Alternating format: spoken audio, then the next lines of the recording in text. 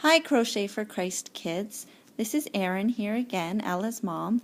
And now that we've been working a lot on our chaining, we are going to talk about the next step in our granny squares, and that is called the slip stitch.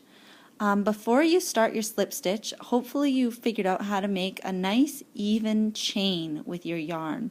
I've got here today some heavy yarn, some thick yarn, to show you the chains clearly. I did it with a nice big hook here on this thick yarn so that you can see it hopefully very easily.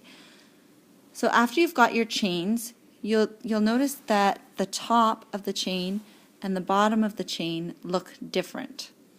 This is the top. And you're going to hear me talk about V's. If you look at your chain right here, we've got this piece of yarn and this piece of yarn. That is one stitch, and it looks like a V. Here's another. Okay, it looks like a V. Here's another. It looks like a V. Each one of these V's is a stitch, and so you can count them. I'm going to count the bottom of these V's. 1, 2, 3, 4, 5, 6, 7, 8, 9, 10, 11, 12 V's I've got on this chain that I've made here to show you. If you flip it over, the bottom of it has kind of these bumps. Bump, bump, bump, bump, bump, bump. So when you make a chain, I want you to just have a look at it and make sure you can see your V's. Because if you can't see your V, you cannot do a slip stitch. The first V is the one you're going to be making your slip stitch into. So you also want to make sure that your V's should be even, but you want to make sure especially that first one is not too tight, because you're going to need to get your hook into those parts of the V, those strands. Okay, if you can't do that, you're not going to be able to make a slip stitch. Okay, so check that out on your chain. I'm going to switch to some thinner yarn, the same type of yarn that you're using, and I'm going to show you how to make that slip stitch. Alright, so the first step in your pattern, I'm just going to put it here. There. Oops. The first step in your pattern is your foundation row. And I used to have chain 4 here, but to make it easier for you, I've decided to make it chain 6, so that's why it's crossed out. That CH stands for chain. Chain 6. This is your foundation row because this is what you build your granny square with. It's like a house. You have a foundation and you build your house on top of the foundation. Well, pretty much all your crochet patterns are going to have a foundation row that starts with a chain that you're going to build your granny square or whatever you're making with. So this says to chain 6 at the beginning.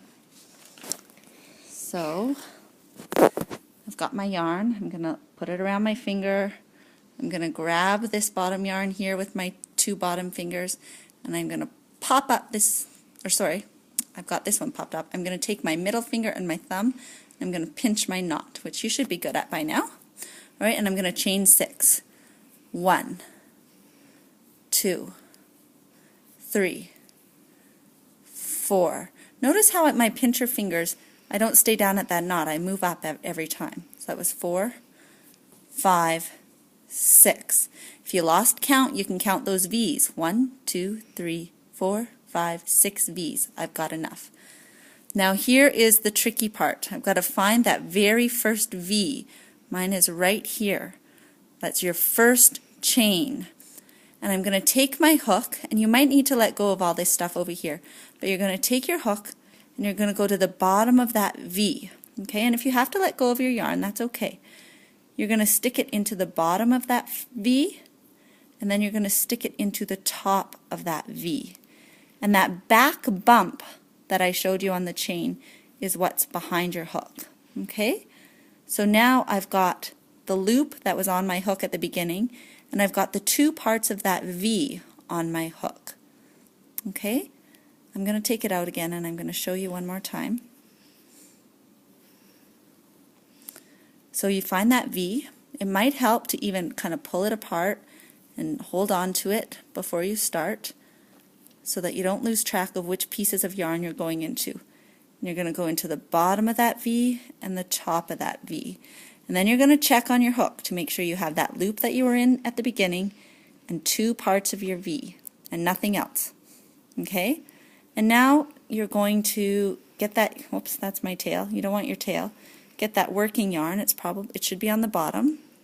Okay, your working yarn's down here on the bottom. You're going to get that working yarn and you're going to wrap it around your finger, pinch, and use